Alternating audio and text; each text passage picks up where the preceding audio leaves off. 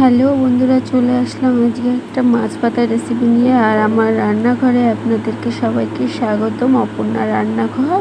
তো চ্যানেলটিকে সাবস্ক্রাইব করে দেবেন। এই দেখুন, প্রথমে আমি টমেটো আর ধনে পাতা এই মাছগুলোতে নিয়ে নিয়েছি। ঠিক আছে, এই মাছগুলো খুবই নরম, আমি নিজেই কিনে নিয়েছি। তারপর দিয়ে দিয়েছি হলুদের গুঁড়ো, গুঁড়ো পরিমাপ মতো হলুদের গুঁড়ো দিয়ে দিলাম। আপনারাও সেই পরিমাপ, মানে যতটা মাছ সেই আইডিয়া করে দিয়ে নেবেন।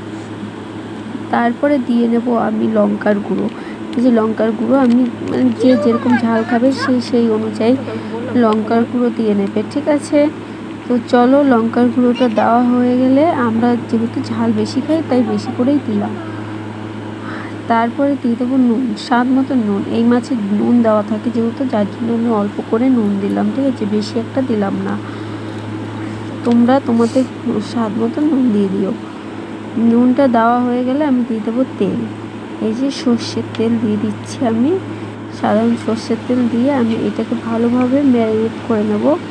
আমি এটাকে ম্যারিনেট করে নিচ্ছি। তোমরা দেখো, এইভাবে আস্তে আস্তে, যেহেতু নরম মাছগুলো, আস্তে আস্তে ম্যারিনেট করে নিতে হবে। তো আমি সুন্দরভাবে এটাকে করে নিলাম। দেখো, এইভাবে করে নিতে হবে তোমাদেরকে। ভালো করে মাছটাকে মাখিয়ে নিতে হবে সব কিছু দিয়ে। তারপরে এই যে কলা পাতা নিয়েছি, কলা পাতার উপরে আমি একটু তেল দিয়ে কলা পাতাটাকে করে নিচ্ছি, মুছে নিচ্ছি। তাহলে কি মাছটা লেগে লেগে পড়বে না। ঠিক আছে, ভাজাটা খুব সুন্দর হবে। তো আমি তেলটা ভালো করে লাগিয়ে নিচ্ছি। যতটার ভিতরে মাছ দেবো ততটার ভিতরে তেলটা লাগিয়ে নিতে হবে। তো তেল আমার লাগানো হয়ে গেছে প্রায় বলতে গেলে। আর এই ফাঁকে তোমরা যারা যারা আমার চ্যানেলটিকে এখনও সাবস্ক্রাইব করোনি, সাবস্ক্রাইব করে দেবো। এবার সুন্দর করে মাছগুলো একে একে আমি সাজিয়ে দেবো। আমি মাছগুলোকে একে একে সুন্দর করে সাজিয়ে দিচ্ছি। তোমরা এইভাবে সুন্দর করে একে একে মাছগুলোকে সাজিয়ে দেবে। সাজানো হয়ে যাবে, ভালো করে সাজিয়ে দেবে। সাজাতে গিয়ে আবার পাতাটা যেন না ছিঁড়ে যায়, সেই দিকটাও খেয়াল রাখতে হবে।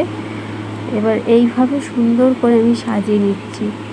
তো আমার চ্যানেলটিকে একবার সাবস্ক্রাইব করে দেবেন। ঠিক আছে, আর কমেন্ট করবেন এই রেসিপিটা কেমন লাগলো আপনাদেরকে। চলুন, আমি এই যে এইভাবে সুন্দর করে সাজিয়ে নিচ্ছি, আপনাদেরকে দেখাচ্ছি কীভাবে সাজিয়ে নিচ্ছি। আর এই রেসিপি হলে আর কোনো চিন্তা নেই। তারপরে এই যে মাখার পর যে ছিল টমেটো, ধনেপাতা, এগুলো আমি মাছের পাশ দিয়ে দেবো। এই যে আমি সাইডের যেখান দিয়ে ফাঁকা পেয়েছি আমি সেইখান দিয়ে দিয়ে দিচ্ছি এটা। তো আপনারা এইভাবে দিতে পারেন, চাইলে গোল করে ঘুরিয়ে দিলে দিতে পারেন, বা মাঝখানে দিলে দিতে পারেন। কিন্তু আমি এইভাবে দিয়ে আমার সুবিধা মনে হয়েছে তাই দিয়েছি। দেওয়ার পরে এই যে দেখুন, ফাইনাল লুকটা এরকম হবে। এরকমভাবে নিয়ে তারপর তাওয়া, এই যে মাছ বসিয়ে দিয়েছি, ফুটে উঠেছে মাছ, এত সুন্দর লাগছে দেখতে। জাস্ট আর একটু ফুটলেই এইটাকে উল্টে দেবো। তো চলো, টাটা, বাই, ভালো থাকবেন।